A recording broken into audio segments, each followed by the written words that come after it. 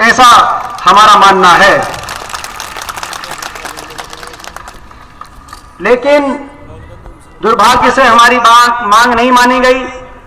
और अंततः अब आज, क्योंकि आज 24 में ना सिर्फ लोकसभा लेकिन हरियाणा विधानसभा चुनाव का भी जब बिगुल बजने का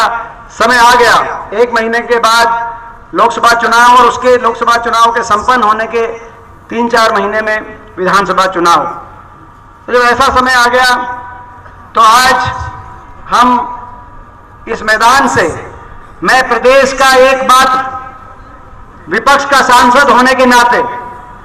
आज आप जानते हैं कि हरियाणा प्रदेश से 15 सांसद हैं, लोकसभा और राज्यसभा मिलाकर 10 लोकसभा, 5 राज्यसभा, 14 भारतीय जनता पार्टी सत्ता पक्ष के हैं।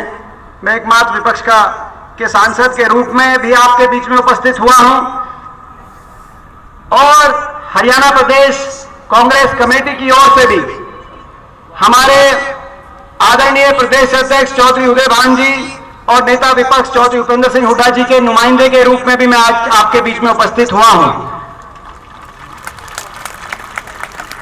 आज होडल में चौधरी उदय भान जी के क्षेत्र में बहुत बड़ी जन आक्रोश रैली थी, तो हुड्डा साहब और उदय भान जी वहां उस रैली में, और उस रैली से विशेष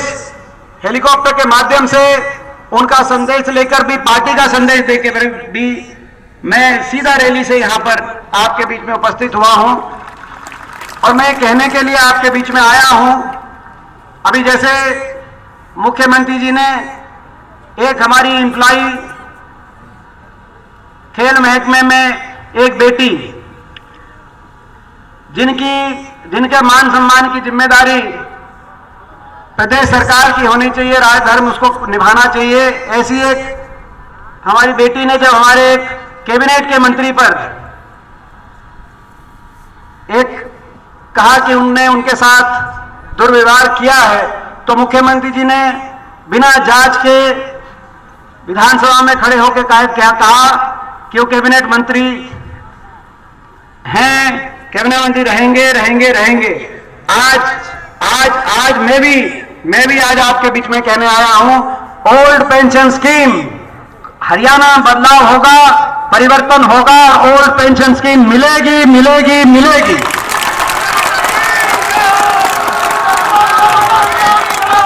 ये आज मैं ये कहना चाहता हूं सरकार को कि आपकी बहुत सी नीतियां, कर्मचारी विरोधी नीति, सरकारी कर्मचारी विरोधी नीतियां पे आपको पुनर्विचार करना चाहिए। सत्ता दल को मैं आज एक विपक्ष के सांसद के रूप में कहना चाहता हूं, चाहे वो केंद्र सरकार के कर्मचारियों के प्रति आपका रवैया हो, चाहे वो भारत देश की फौज के और फौजियों के प्रति आपका रवैया हो, चाहे वो हरियाणा प्रदेश के कर्मचारियों के प्रति आपका रवैया हो। हम देखते हैं ये जय जवान जय किसान का देश है और ये जय जवान जय किसान का प्रदेश है, लेकिन आपने फौज में किसी की मांग नहीं थी, ना फौजी मांग कर रहे थे, फौजी तो मांग कर रहे थे कि 1 रैंक 1 पेंशन हो, लेकिन आपने बिना फौज की मांग के, ना किसी राजनीतिक दल की मांग थी, ना किसी नौजवान की मांग थी जो फौज के अंदर जाने के लिए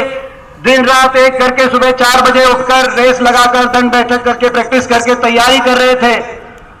हरियाणा जैसे छोटे प्रदेश से आजादी से लेकर 2019 तक हर साल 5,500 की पक्की भर्ती होती थी और एक ऐसी फौज देश के कोने कोने से भर्ती होकर एक ऐसी फौज, भारत देश की फौज, जय हिंद की सेना,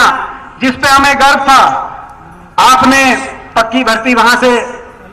बदलकर अग्निपथ योजना लाकर अग्निवीर की भर्ती शुरू कर दी, जहां 5,500 भर्ती होके जाते थे हरियाणा प्रदेश से हर साल। पिछले वर्ष केवल 925 अग्निवीर लिए गए, जिनमें से केवल 210 पक्के किए जाएंगे,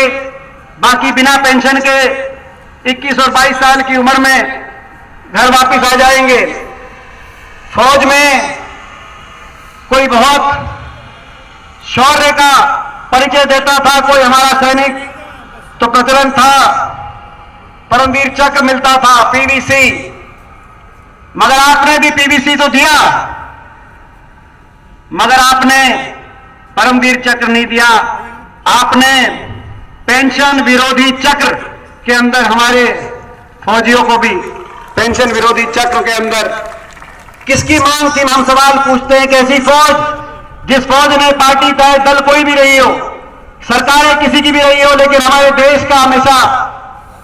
गौरव बढ़ाने का काम किया। 71 में जिस फौज ने पाकिस्तान के 2 टुकड़े करके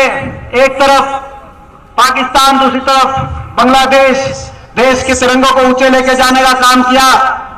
चाहे उस समय इंदिरा जी रही हो प्रधानमंत्री, चाहे करगिल के समय अटल बिहारी वाजपेयी जी रहे हो प्रधानमंत्री।